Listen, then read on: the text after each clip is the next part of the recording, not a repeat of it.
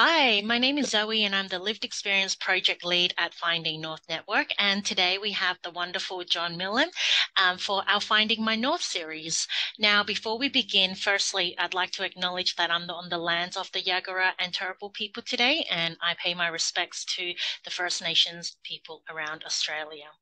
And secondly, I'd like to acknowledge people with lived and living experiences, their families, and the amazing work that everybody is doing in the mental health landscape. So welcome, John, and thank you so much for saying yes to our chat. Oh, And I'm wow. so excited. I have so many questions. And before we started even this recording, we were just talking about, some of the activations and the discussions around what is going on in our space at the moment. But Yeah. before we go to that, I guess I'd really like our members and people who watch this video to get to know you, John. Your face is everywhere on my LinkedIn, ever since, all the chats and the writing. So I really want people to get to know you, John. So how did we get here? How did Wow, you get here? that's amazing. Thank you, Zoe. Thank you so much for the invitation. It's really cool. And wow, I've never really I always feel a sense of not being able to be everywhere, right? So it's nice to hear maybe that I'm cracking some of that. So just a bit about me. I'm a uh, you know uh, a widowed father of three. He lives in the northern beaches of Sydney. I had a corporate life once upon a time, sometime before my wife passed.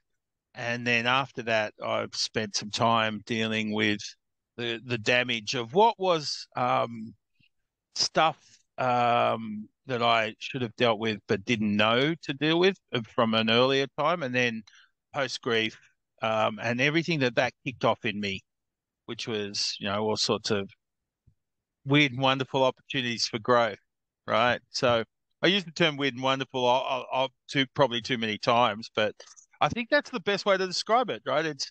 It's so often many of this stuff around the lived experience world catches us by surprise, I think, right? And it's part of that process of acceptance and surrender to it when we start to describe ourselves as having a lived experience.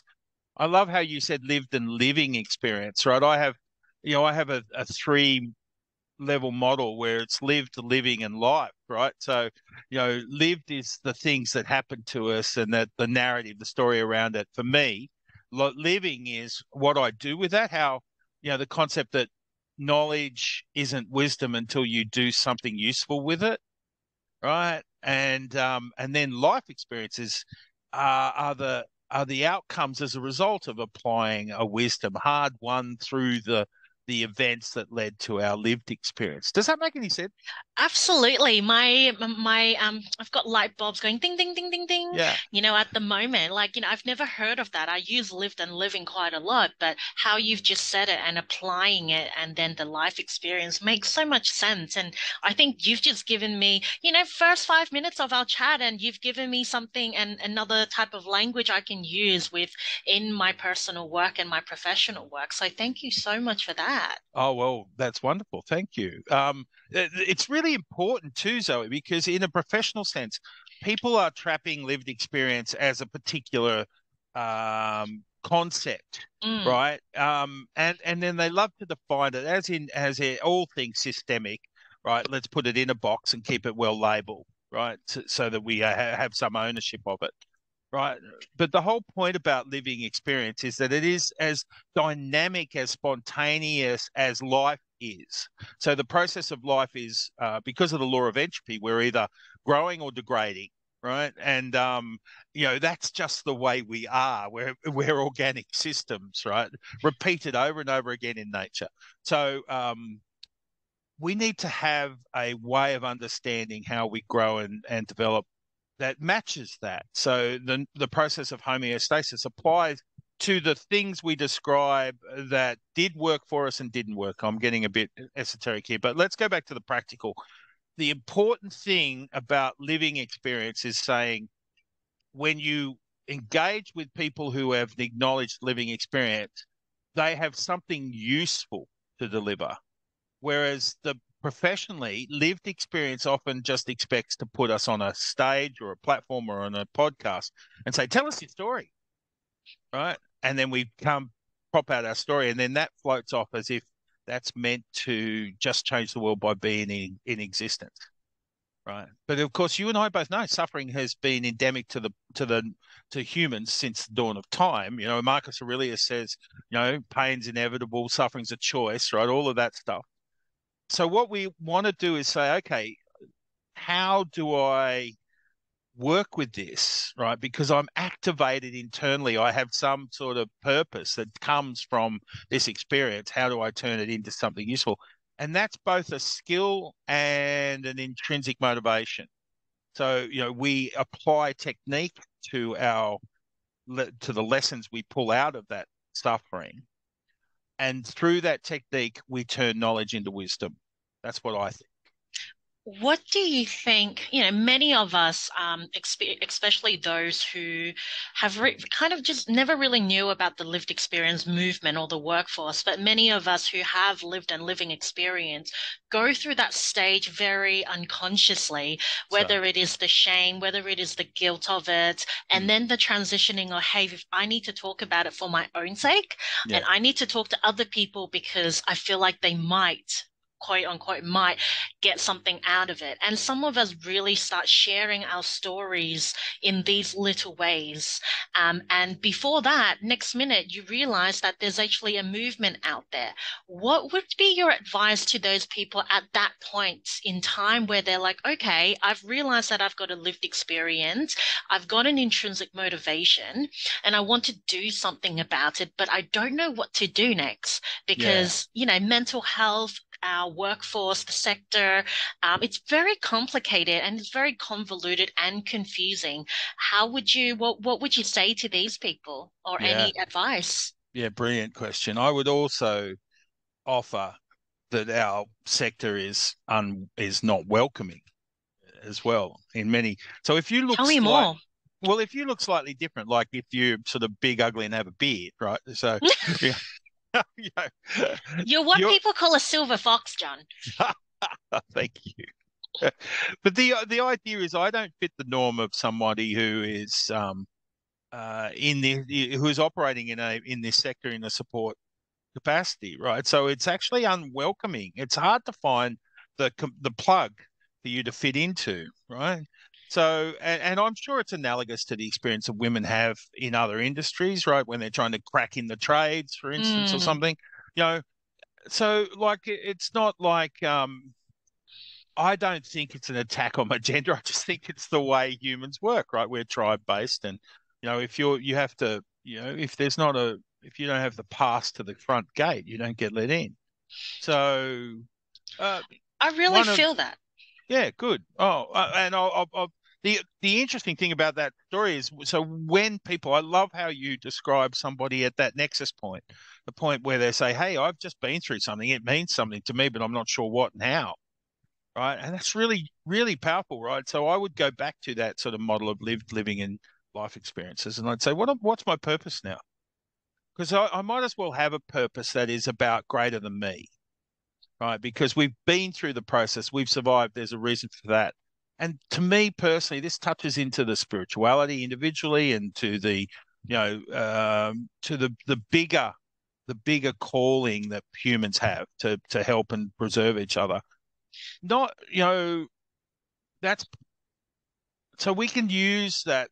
Like last night, I was having a circle discussion, and someone described it as, so often it's on the way down that you gain enlightenment. And I thought, it's not so much enlightenment on the way down. It's the lesson we gain on the way down. It's the enlightenment about the usefulness of that lesson on the way up, right? Absolutely. So when we hit bottom and try to put the pieces together, that's where we start to work out how we're going to use that. And that's where it's really useful for someone like myself and you to come along to people and say, hey, living experience is about the application of all sorts of roles and types and skills and strengths, right? So you may be someone who, like me, loves to go on about stuff, right? Or you may be someone who can put together a story, frame a narrative that has meaning that really resonates to a lot of people in paper or on a podcast. But you also may be someone who loves to sit and listen, right? Or you may be someone who loves to organize groups and support groups or programs, right? There is a lot of lived experience skill in all of those things. So, just think about the marketing of a program. It's going to be much more applicable to the people who need it when it's driven by a lived experience sensibility. Absolutely. So, yeah, sorry. So I just And said, what we need to understand is lived experience is not just, a one size fits all. It is an energetic connection to people who need, it's not necessarily the words or the message or the platform.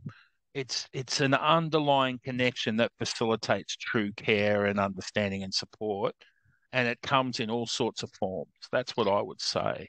I love that, John. And I resonate with you so well, just your example about, a female in, a trade industry, and for you as a male in this particular sector. Also, I think, for me as a person of color as well, coming Exactly. into this Yeah. sector, I'm previously from the international education sector, and Yeah. I'm from hospitality background as well. So you can imagine how diverse the workforce was, Mm. and for me, when I first came in, it was quite a shocker for me because I've lived in such a multicultural, I guess, suburbs in Sydney my entire life. So when I first moved up to Brisbane and walking into my office, I was like, oh, okay, this is Yeah. this is actually a bit new for me.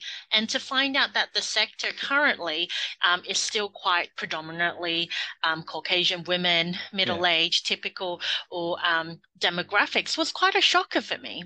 Yeah. At the same time, I'm also really, really appreciative and grateful for these people because they have been fighting for the Yeah. battle for the diversity, their inclusion.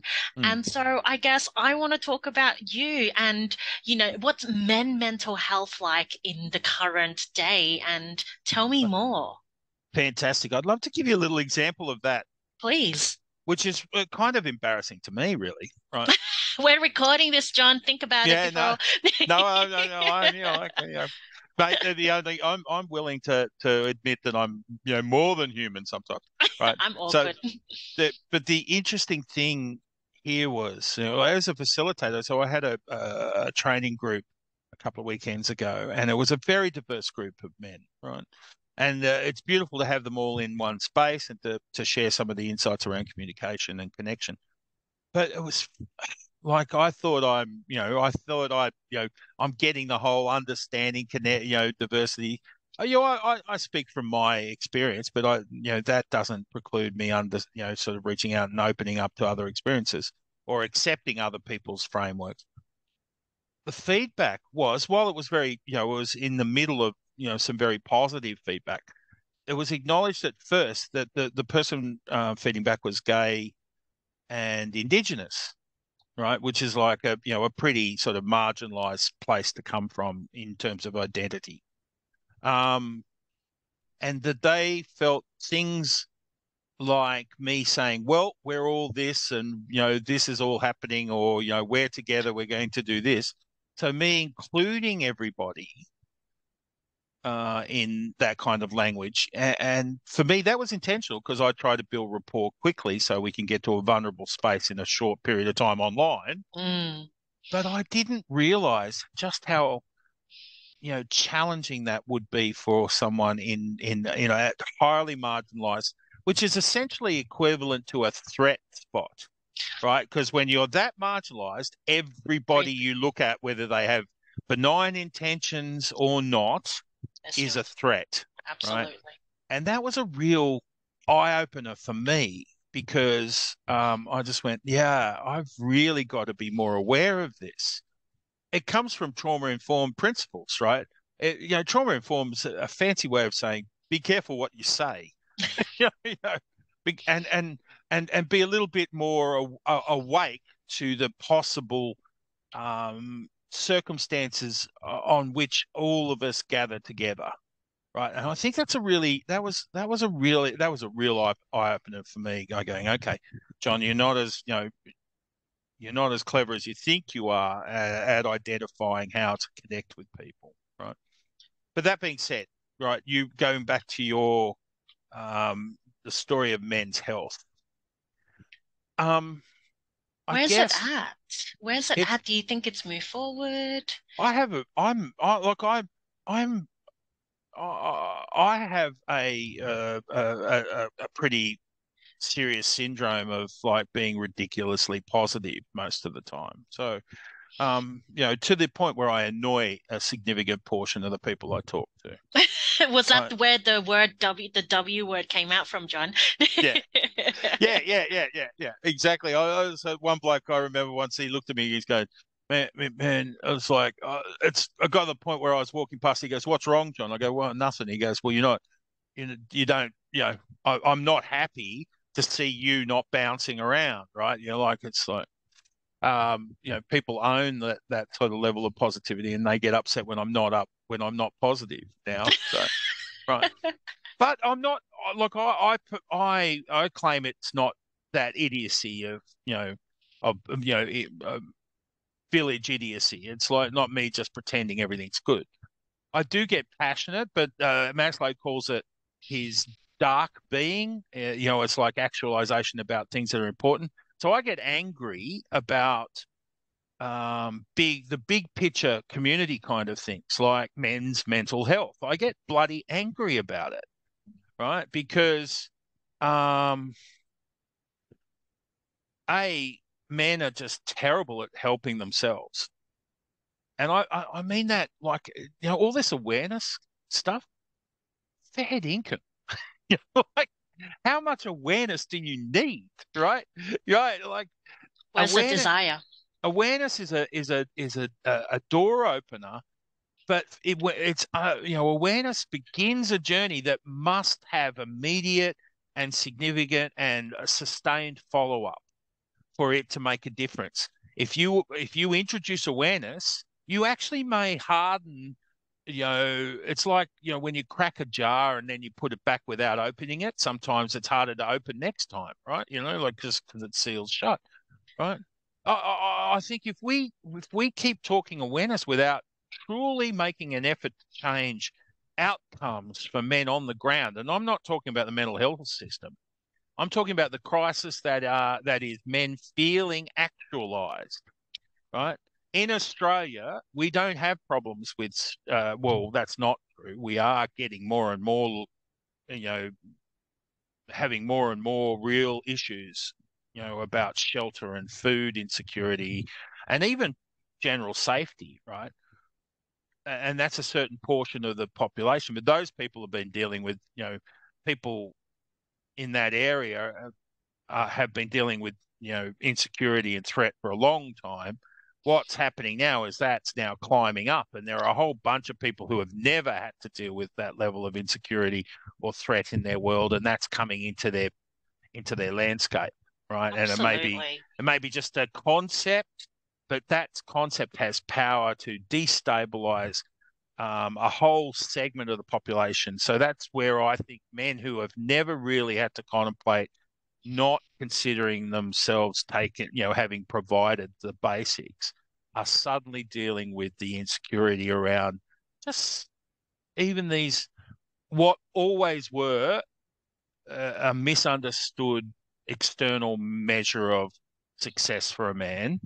Now, even those things are not happening as easily as they once were.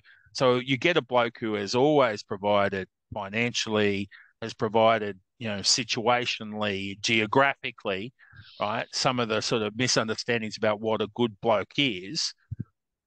And now he's struggling to do that, as well as not having some of the more powerful but often hidden and intangible measurements of success, such as the level of connection with intimate partners and family members, and the level of connection and contribution to the community, and the level of legacy that is not about money, right? Money isn't a legacy. right? You can build all the, fancy houses you like, but no one remembers you for doing that, right? They remember you for, as Michelangelo says, for the how you made the world feel, right? Absolutely. It's really surprising, especially what COVID has done, because one thing that I've noticed is that for someone like me, I've had to manage my mental health, my mental illness for a very, very long time. And so when COVID happened, I've already developed all these tools, Yeah. Yeah. and boundaries on how to better look after myself. I have gone a bit low in times because it's COVID. It was very scary. My anxiety went up, and that was okay. But I already had a safety plan and know how to look after myself in many, many ways. But what I've noticed, especially with a lot of my male friends and the community around me, was they just didn't know what to do. Yeah. And many of them lost their jobs. It was very particularly hard for them. They were at home with stuck with their wife and kids, and Yeah. the hours you spent together Torture. was Yeah. torture, right? Yeah. And many of them just started drinking themselves silly because that's all they Yeah. knew how to Yeah. do. And I noticed that not only with one of my friends, but many of the conversations I had with other peers and my Mm. community was they just didn't know what to do. Yeah, And it's so so, true. but what I've noticed with women was, I'm really generalizing here. It sounds awful, but I found that they started, downloading apps and doing party games with friends and all those things. But it was like the women already had some sort of skills to stop them from being mentally unwell, or that they were trying to find things to support what's going on, whereas I found that the men didn't seem to go to that route quite easily as a woman. Does that make sense? I'm really trying to make this not No, sound horrible. Yeah, no, no. You're spot on, and like I call it the red tent phenomenon. Have you seen the red tent? Right. So no. it's that idea, like in ancient times, there was an area of women, based around menstruation, but the idea that women spent time in there in the company of women exclusively, right? It's now translated in a modern sense to coffee shops, right? So basically, women have always traditionally maintained a capacity to connect. A good example of that I saw in action, right? Like I was, trying to transition from rugby to dancing for a while there, right? So trying to learn, another craft, and there was a performance and there was a costume. So all the women gathered together and added the sequins to a costume, right? It's literally you see it in different ways. There's baking stalls and things like that. Now, look at the participation roster in all of those things, right? You're not talking.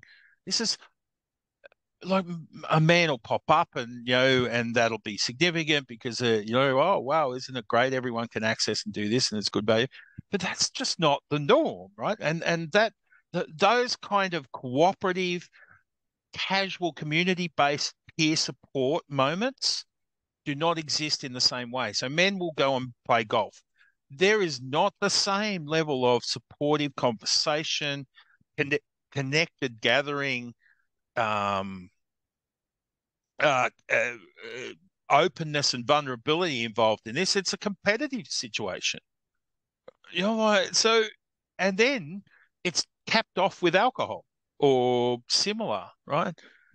John, why is it that I'm just using my personal relationships as an example, and I'm talking about my two best friends. One is a male and one is a female, and the responses that I get are so vastly different when I talk about the same thing. When I Mm, start venting to my female friend, for example, she'll vent with me and then mm, she'll support me, and then we kind of just get it out. yeah. And then, but the typical responses I get from my male friends, not my partner. My partner's a very supportive person. The typical responses during, especially my teenage, is just suck it up. I'd offer you. You'll probably, if you think back in your experience, you probably can categorize responses in two places. The first will be suck it up, And that's what we were told. And I told my kids, I coach rugby. There were kids I sent back out as long as it wasn't bleeding, right? Get back out there, suck it up, pain's your friend, right? I tell myself that still today, right? So, and in some ways that's okay. And in most ways, it's just so destructive, right? The second category I would suggest would be I can fix that, right? So we basically a bloke has these two responses. Guess what the third response is? Just listen. No, that's what you want, right? But what does a man do if those two things are not accepted? Don't know. He goes. He pulls back. Yeah. Yeah. So avoidance is a massive coping mechanism for men when they are met with a conundrum that is emotional, psychosocial, that involves vulnerability, right? Not because, see, here's the thing, men want to express this, but there are a couple of things going on. Men want conversations of meaning, but they have no lexicon. They don't have the words for it, right? And that's because they've never practiced that. Now, again, I'm also, like you earlier, generalizing. There are blokes who have worked their way through this, and there are blokes who have had natural aptitude, right?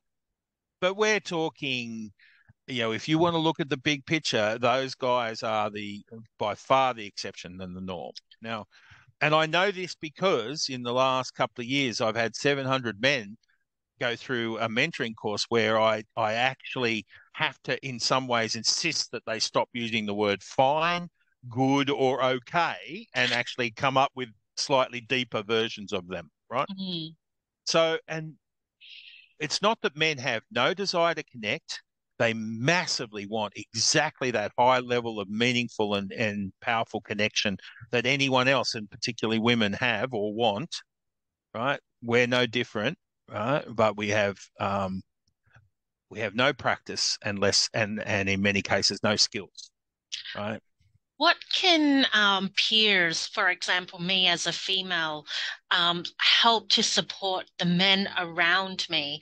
Um, because, obviously men can be quite proud as well. And Mm, as because they are the protectors, they're the breadwinners, especially men of color as well, this notion of mm, face.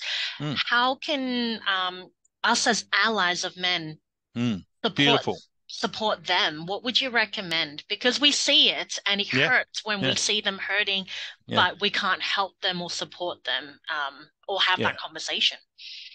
Absolutely. And like this is really interesting because men are not supporting themselves, right? Part of the earlier frustration I was having with the state of men's mental well-being and mental fitness at the moment is the fact that they are not contributing to their own, to getting their own stuff sorted. So I will work with a man who is at crisis point or some degree of serious down as a result of situational distress, which is more what men suffer as opposed to mental illness, right? So, situational distress will have a massive impact on their current state. And then through some very basic stuff, they start to feel like they gain a bit more control back, whether it's just a bit simple grounding like breath work or somatic connection or, just even just allowing them to be accepted and feel normalized, right? Like because someone cares and listens, right? That that changes them. So what happens then?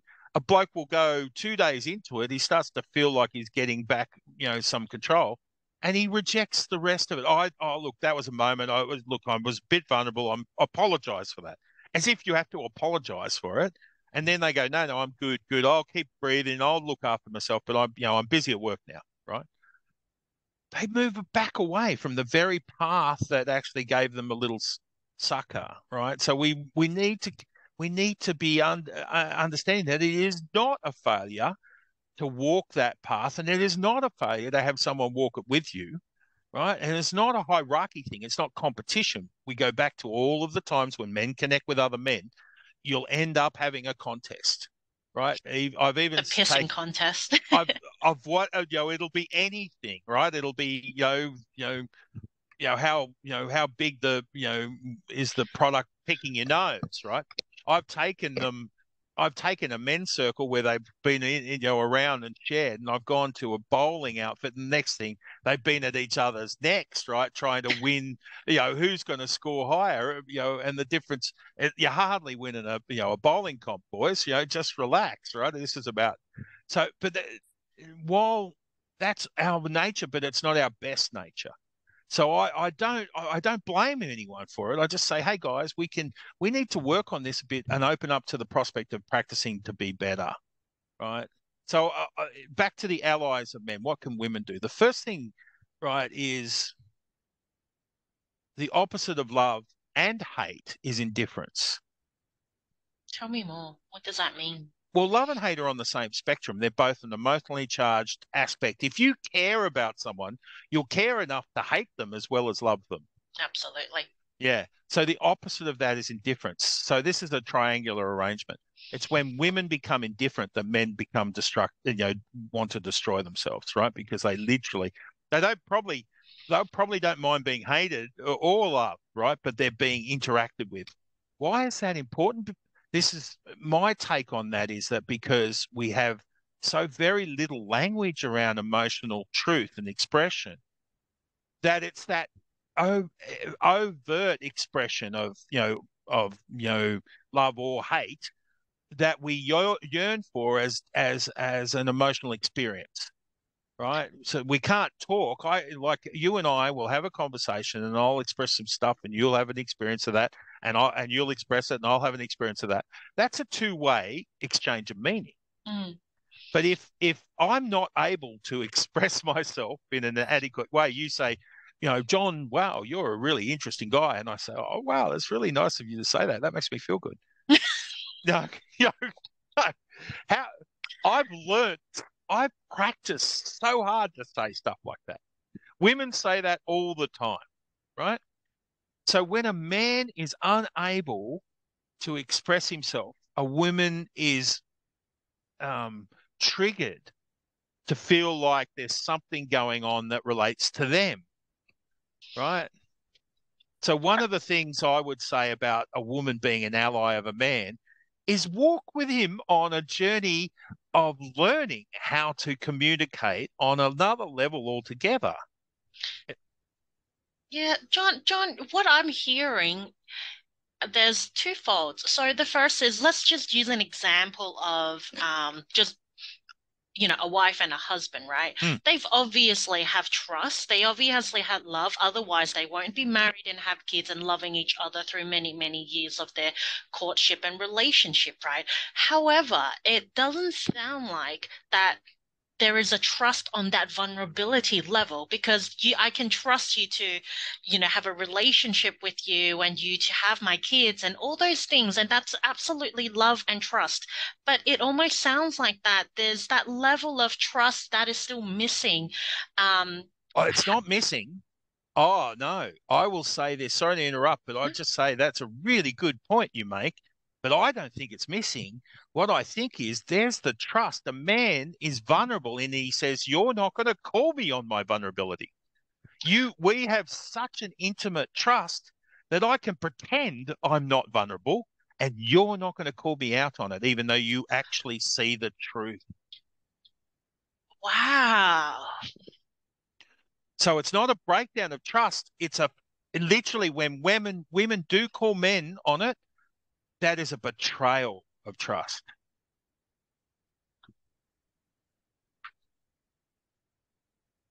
Now it's a really dysfunctional way to operate. Yeah, Like it when I makes a say, lot of sense. It yeah. makes sense So because I why have. why are men hurt so much? Like it's quite a popular meme. Men either don't commit or they commit too much. Right. So, first of all, what is committing too much? Right. Like you don't have layers of commitment. You just go for it or you don't go for it. Right. I'm either vulnerable or I'm not vulnerable. Right. One of the things about it is like I need to be committed to a partner. Right. So the only way I know because I don't have a nuance around or a negotiating skill. I'm not good at the boundary setting process. Right. My boundaries are yes or no. right? Not Yes, and or no, but. yeah, well, let's contract about it, like, yeah, what's going to be good for you, what's going to be good for me, how can we merge that into a single, acceptable third party outcome, right? That's not how most men are well equipped.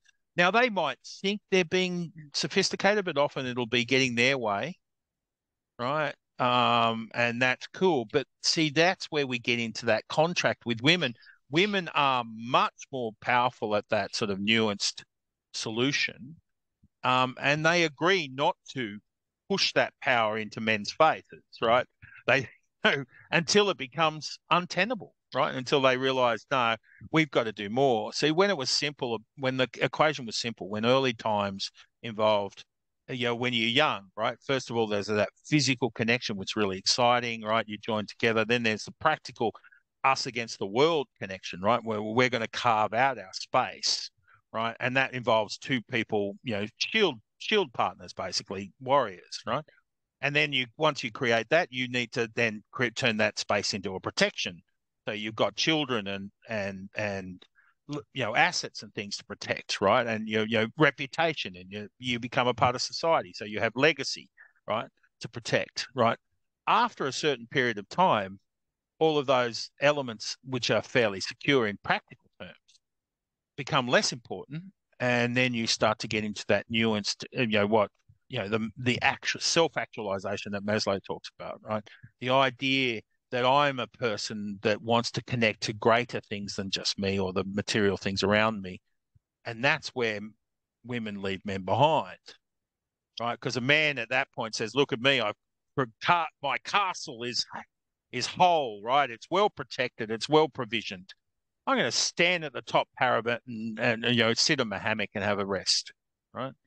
At that point, women will often say, "Hey, now we have to embark on an even more challenging exploration and adventure, where we find internal reasons and purpose for going on, not just external ones." And a bloke sitting there going, "What? You know, I got a golf game on Saturday. What are you talking about?"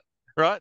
Yeah. So that's where that divide, in my mind, and gosh, there's a million people who are going to just think I'm a complete loony here, but in my mind, that's where some of the breakdown occurs, where a woman is saying, "I want challenge. I want to understand more about myself and my place in the universe, right? I want to explore my faith. I want to explore my connection to people. I want to explore my creativity, Values and, values. Yeah, yeah, yeah. I want to have some existential challenge in my world, right? Where a guy will say existential, that means I need to pick up my sword again and smash something, right? So again, generalization. So go with me on that, but yeah, I think that trust is in there, is in the initial relationship. It worked for a woman to not call a man out. But later on, right, at some point in their relationship, she's going to ask to develop, and he's going to want to say, why? Right. Now, many relationships overcome that by working out, developing new skills around communication. But we know at least two out of four don't, because they break up. And it's even worse for the second time around. So it's like 3 out of 4 don't. So, you think it'd be better, but it's not, right? And I think that's because, uh, you know, if you grow together, right, it's more likely if neither party are particularly proficient. But we know that if you can't make it the first time, you're likely not to be good at something that is required the second time, right? Mm. So it's interesting in my mind that this talk about, like, I worry, like men are being driven into extreme, right? In some ways, right? So we've got these young blokes running around with big muscles, tattoos, and they're big, they're fit, they're material focused, and they're angry. And I'm sitting there going, none of those things are useful, right? Like what are if they were playing footy, maybe, That'd be good. Yeah, there's this, John, what I've really noticed in the last 10 years going to the gym and also as women, this again for whoever's going to be listening, this is a lot of generalization and it's just an honest Yeah, conversation yeah. of John and myself. So please don't Here, here. take this offensively, because, we definitely know that there are differences and, in terms of gender norms and anything like that, but it's more for understanding and just a conversation. But I've always thought, and there might be statistics out there, I don't know, that females particularly would probably struggle with self-image, body image, for example, in terms of eating disorders and things like that. But within the last 10 years, what I've noticed in the gym are a lot of men in particular buffing up really, really, in specific ways. And to a point where I actually went to a music festival and there was a guy in a singlet, obviously very muscly, and he was legit got his own meal of broccoli and chicken there. And if that is not disordered eating and, like, you know, Yeah, like there's only 1% of people that are doing like, competitions, and that's to the yeah, yeah, extreme. And I yeah. absolutely get that. But I see more and more people there now, and they're all striving to look at specific ways. And, women, for example, have always had to struggle with that kind of stuff with what we see on television and everywhere. But I feel like this is becoming a bigger thing for men as well. Not that it was never there, but I felt it was more prominent for women. So I think you're right, and I think there's a certain. My take is, um, what pulls a bloke away from those distractions, and I use it, and forgive me for referencing it, but I've just been watching a lot of stuff coming out of the conflict in the Ukraine, right? And what amazes me is the good-natured resilience of men suffering on the front line, from the Ukrainian side. And that got me thinking about the very thing we're talking about, young men, like they're shaving themselves. And I go, why are they in a race? Right? Like what what that those few extra seconds, what benefit is that giving them right now? Right. And to the point where they're taking substances that are dangerous to them, right? For the simple reason to create Aesthetically. and then they run around aggressively selling it to everyone. Oh, you'll get a bigger car and more money and more women, and none of which are meaningful, right? Because there's not a relationship, there's no depth in any of that. It's like this, dopaminic lifestyle. And I personally think, like the men on the front line, I think when you have a mission, David Dieter says it in Way of the Superior Man, a man needs a mission. And that drives a mission, drives purpose. So when we're very, very clear about our purpose in life, right? Even if sometimes that's a little skewed, right? Or if it's dangerous or whatever, you actually have no need for to spend all of that time doing stuff that is just extreme for no good reason. So, and when that purpose is intrinsic as opposed to extrinsic, so when we're doing something because we know it's right and that it's actually a highest expression of ourselves, like connecting with others or driving the good of the community or whatever, then we don't even need to have dopamine, right? Like we don't need to jump off cliffs or spend 22 hours a week in the gym or take supplements or whatever. None of that matters unless it serves the purpose. The languages that we use, I think, in the sector or this workforce, values and Mm, purpose and these things, I find that they're very hard to explain to people. And, I can tell people straight away, my values is in my top two value is integrity and kindness. And that's how I make all my decisions. But when you yeah, talk about it, they're like, what's that? What's yeah, values? What's purpose? And they very automatically pin it back to like an organization's value and mission. And I'm like, Yeah, but if you think about an organization, it's a tribe of people. So why do you not understand it from an individual's perspective? But I that's found right. that really, really difficult to explain to people that my behaviors and the way I treat people and everything I do is based on my personal values. And they find it like there's a lot of eye roll going on, I would Mm. say. What would you say? How would you describe it, to a man Mm. or whoever is listening? It's Mm. what's your value and what's your mission? Because we've been talking about that a lot. Yeah, and I absolutely, and that is it's such an important conversation, right? So it really should be the first conversation we have. When I Right? get a group of men together and we say, "Hey, here are my values. Here's what." See, values are a completely intrinsic measure. They're totally subjective, Hmm. right? So it might help to just think about values for a sec. Values are the meaning we make of experiences to come up with what's important to us. That's a very good description. I love that. Right. So when you and I meet together and we have an experience, I'm going to have to process that experience and I'm going to give it a rating. Right. Mm. So it's going to sit somewhere in a hierarchy. Now, if it was the best experience I ever have, just like this one today, right, it's going to go up there as a high value. Now, how do I describe that? I'm going to say, well, connecting on a platform to share, deep thinking about stuff is a value of mine, right? So what is that? How can I summarize that? Well, sharing and connecting, so platform, right? Yeah, cool. They're all good values. Are they more important than other things? Well, that's what describes our day. That what makes our day easy or hard. The more often we spend time in closer to things that are more important to us, the better off our life feels and the outcomes seem, right? Now, how do you do that? Well, you need to interpret your own values through describing a series of behaviors that best represents them. So basically, you write a code, right? And this is where we go back to honor codes, behavior codes,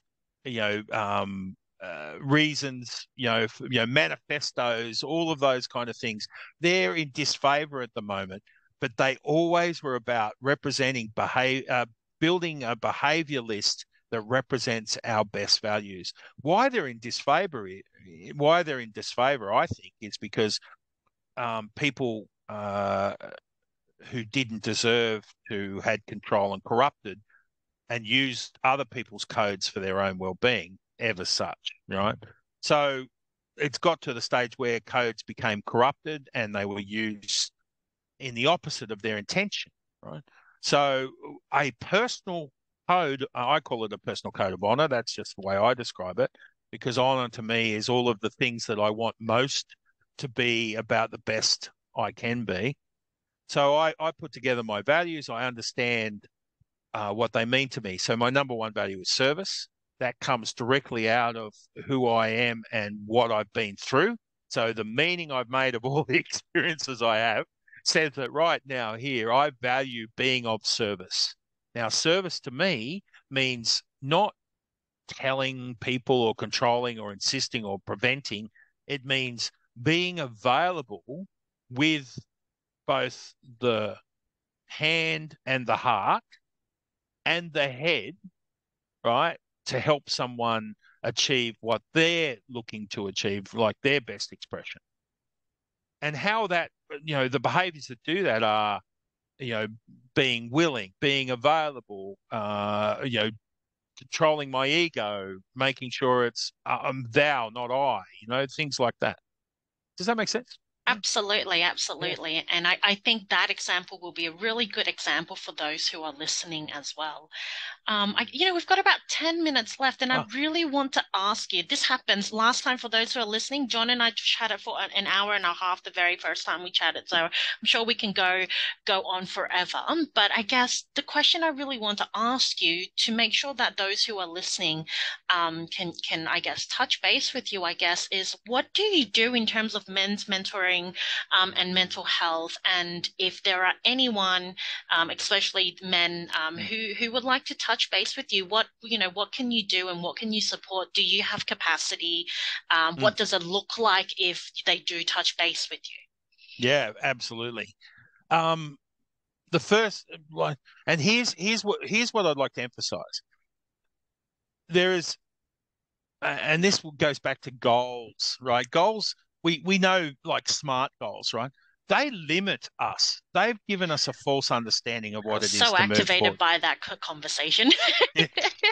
There's another hour, right? Right. What I want people to understand is moving forward is actually a bit scary, right? Yes. Now, bits, particularly for men, bit scary is good because our world, and we don't have time to talk about hormosis and allostasis and We'll do part two. homeostasis. Yeah, but the idea is if we want to move into an area of performance, you must involve moving. That must involve moving from comfort to discomfort because stress is the food for both threat, but it's also the food for performance. Mhm. And it's distress versus eustress, right? So the idea is you will not achieve something more than you have expected or in the past achieved until you actually push yourself into an area of discomfort. That goes for emotional and psychosocial things as well, right? Psychologically, we need to take control of our habituated desire to sit back on the couch. We need to take control and, with intention and courage, move into an area that it says, "Hang on, I'm getting up out of my comfortable seat, and I'm going to go and take on something that's tough." Here's the first thing I'd say to a bloke. I'm so glad you're talking to me. Let's just have a chat about who you are, right? But the first thing I want to tell you up front is this isn't necessarily going to be fun at first, but it is going to be worth it. Because at the end of the day, on the end of a journey, or even along a path of things that involve a little bit of work, I really actually enjoy where I am now when I've let go of some of the things I thought once were important, or some of the cognitive dissonances I had around what I should be doing and who I was. I ended up having freedom. I ended up having power. I ended up having love. The ability to express love to anyone I meet now has turned me into a monster. I have the power and the freedom that I could only pretend I possessed in the past, right? The fact that I could punch someone hard, right, is dwarfed by the fact that I can hug someone to death, right? Like it's just amazing the incredible power in the world. And I heard someone describe bliss last night in a really extraordinary way. And just like there's a level of contentment that takes you into a space most men will not have ever understood until they start to let go of all of the requirements that are binding them to that image of masculinity. And they start, and I'm not saying give up having a beer with mates or playing golf or fishing or anything. None of that is important. What is important is this pathway will take you to a point where every moment of that is actually more powerful, more exciting, more enjoyable. That bliss is possible. Now, that in the past, that all of that language has been owned by women. Love that. And it's time that men and everyone gets this pie, because I think this language that we're using that have so traditionally passed on in the women is just as important with men. And with me, I've met amazing men who have a lot of language and really talks about these things beautiful way. And you can just tell how confident they are, when they say, I'm grateful you do this. And sometimes it's still a shocker because obviously I'm a Chinese Australian. I've never had that in my life. I've never had, men in my family. And in particular, Yeah. we do not talk about these things at all. Like you said, the language is fine, okay, or shit, pretty much. And I that's love it. that.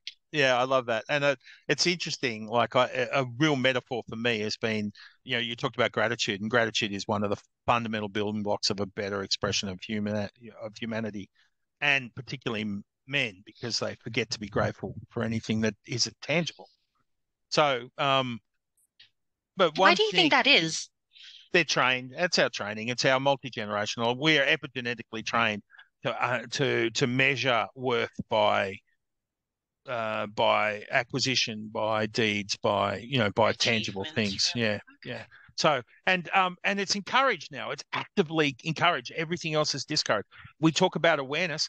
That's bollocks, right? There is no, are you okay is fantastic, but they get to everyone's all the corporates have embraced that because it's an easy way of ticking a box. They don't care about the answer, right? Individuals care. Don't get me wrong, individuals Mm, care, but as a corp, the corporate stuff. I love that idea. Just recently the research about men suffering discrimination because they're choosing family-friendly policy, mm. right? So going on, paternity leave and so on. They're being discriminated against, and women are now going, oh, you're getting a bit of what we did. Forget it, guys. It's not about women and men. It's about anything that gets in the way of profit. So Really it's is. actually It's all about corporate the versus money. family, right? Yeah. It's not men or versus It's not women. gender based, is it? Yeah, Yeah. no, no. And that's what happened. Men are willing slaves to that corporate view, Mm, right? Because that's what we've been told. My dad did it, my grandfather did it. We've got this epigenetic, multi-generational learning that is actually driving us, and it's not easy to let go. But here's I I practice gratitude like as hard as I practiced martial arts, as hard as I practiced football, as hard as I practice. Like literally, it took the same sweat on the brow, sort of reluctantly getting up and having another go, effort, just to learn to be grateful. But the payoff, once I started slipping into, as Bruce Lee talks about, the unconscious competence, as I start to touch that space, as gratitude becomes my everyday rather than something I apply to the surface of it, absolutely. it transforms everything you see. So I have developed, I still get angry about the big, community issues, but it's very, as you explain, you've done the work to get through COVID. Very difficult for the world to make me miserable, right? Because I choose not to be. Absolutely. And it's so important to tell people that just because you're not negative, it doesn't mean you're like overly positive, like in an illogical way. And I think the biggest difference is you choose to be. So Intentionality, intention. intentionality. And it's Yeah, not like shit thing doesn't happen in this world because there is a lot, and there are a lot of things that still angers me and angers you. But the way I choose to live my life is to be grateful. And if it means just going out and seeing the blue sky and just being grateful that I live in a beautiful country like this, then it calms me intentionally and for me to proceed with what I have to do. And looking at really what I can control within my circle, in particular. And if it's such a big thing that I can't control, then what is it? Is it affecting my mental health? Is it affecting the ones around me? If not, this is a matter that I want to learn. What can I do about it? If I can't so do true. anything about it, I still need to be educated in it. But how do I put those boundaries up to make sure it doesn't impact me? I use the acronym ASORT, right? Acceptance, surrender, ownership, reframe, and transformation, right? So the idea, I just remind myself all the time, if I can't accept something, then it's controlling me, right? Mm-hmm. So the first thing is accepting it. It is what it is, right? And that internalizes my response and takes the power out of the external stimulus. There are things that happen. Some I can control, some I can't. but all of them I have to respond to. That's a Absolutely. common mean. But how do you do that? We don't go, we often don't share that. The first is acceptance, and gratitude is an important part of that. And curiosity is the other important part of it. So the first, if I accept it, I'm grateful. In there, I'm grateful for the experience of living. Now, just that, if, before people think this is a laugh, right? The last 3 years I had a double pneumonia, and then the subsequent process, I got sepsis, right? Now, God was good and shut the world down to keep me from getting too far behind. But basically, for a large number of times, right, I thought I was going to die physically, and dealing with not being able to breathe, with not being able to think because of the pain or whatever, all of those things, it means nothing when I tell you that. It, but just I hope, you know, a bloke out there who is thinking, well, just get on with it, take a spoonful of hard nut. If that approach means I would have just died, right? I would have just chosen not to do it either by my own hand or by the illness. It would have happened that I would have just left. And it was when I chose not to be weak by you know by you know giving into those kind of avoidance issues, right? When I actually faced this head on, when I looked at the limitation that was in front of me and accepted it, right? That some of the strongest and most, you know, scary things I've ever done in my life is to look into the gaping maw of my mortality and go, okay, right? Okay.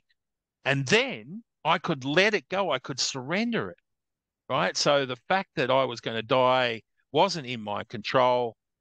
If I chose to stay here, I wasn't going to help it along the way. I was going to fight it, but it's still not my control. But once I surrender it, I could own the things I could do. And that my body was screaming out for me to take control of my healing, right? To stop being a victim and saying, no, no, that's happened to you, but it's not you. You have capacity to fight this, and that you can fight this with a positive attitude. You can fight this with healing. You can fight this with good nutrition. You can fight this with just being, just making the effort to do what you can do. And once I did that, I started to reframe life, saying, I'm not trapped by this illness. I'm grateful for the blessings it's going to offer. And I can tell you right now, this conversation would not have happened if I had given into that moment, if I'd taken the usual course of sitting there miserable and being sick. It's transformed my entire life, right? And the blessings are just boundless. And that is where I get to the transformation. So it's like a dopey mnemonic, but it's a sort, right? Acceptance, surrender, ownership, reframing, and transformation. And I know this because I have lived just recently through as an excessive amount of, you know, struggle, right, to test it as anyone should go through. I love that, John. And first of all, thank you so much for sharing your story and your experiences.